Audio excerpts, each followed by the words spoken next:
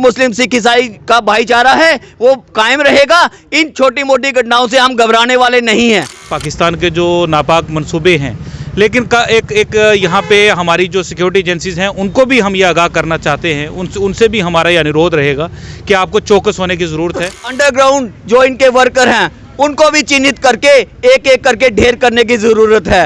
उनको कोई ढूंढ के निकालना हमारी एजेंसीज के लिए, हमारी सिक्योरिटी के लिए कोई बड़ी बात नहीं है। उनको जहाँ जिस बिल में भी हैं उनको वहाँ से निकाल के बाहर लाना चाहिए और लोगों को जो है उनका इंसाफ जो है उनको इंसाफ भी मिलना चाहिए। ASI के इशारे पर काम करने वाला पाकिस्तान जम्मू कश्मीर में जिस तरह से गुलदस्ता है, हिंदू मुस्लिम सिख ईसाई का एक भाईचारा है, उसको तोड़ने में कभी भी अपने मंसूबों में कामयाब नहीं होगा। नाजायज छोटे बच्चों की जो जानें गई हैं वो बिल्कुल जो है काबिल बर्दाश्त नहीं।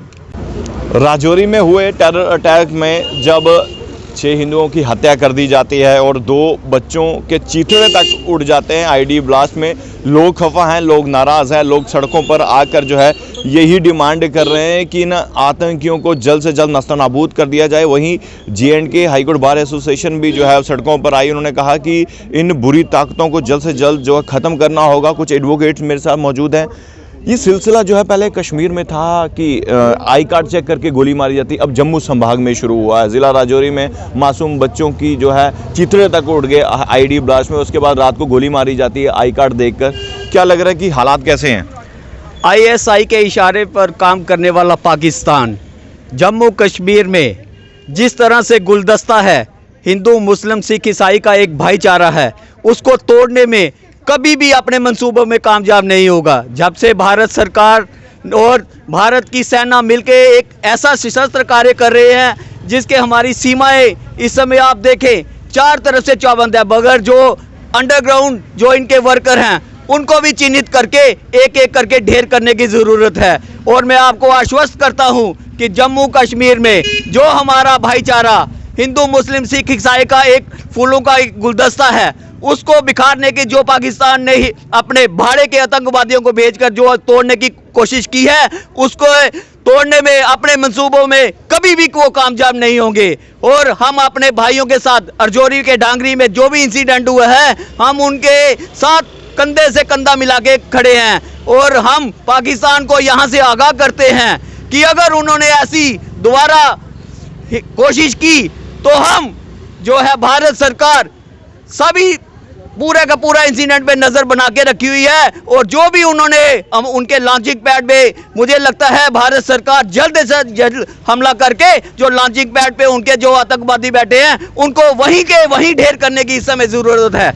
आपको ये नहीं लगता जिस तरह से जब से सेना ने ये कहा है कि हम POJ लेंगे, तब से आतंकी गतिविधियां जो है पाकिस्तान बढ़ा रहा है? POJ लेने की बात आज से नहीं है, POJ ऑलरेडी हमारा है। पहले जो है ये एक स्लोगन उठता था POK, आज की डेट में आपने देखा है नैरेटिव पूरा का पूरा चेंज हुआ है। उसमें आज की डेट में चाहे JK, PSC JK, POJK लिखा जाता है, उससे जो है पाकिस्तान पूरी तरह बुखलाया हुआ है। जो भाड़े के आतंकवादी है वो जम्मू कश्मीर में भेज के यहाँ का गुलदस्ता जो है वो तोड़ने की कोशिश कर रहे हैं। मगर हमें भारत सरकार पे पूरा भरोसा रखना चाहिए। जो भी जम्मू कश्मीर में हिंदू मुस्लिम सिख ईसाई का भाईचारा है वो कायम रहेगा। इन छोटी मोटी घटनाओं से हम घबराने वाले नहीं हैं।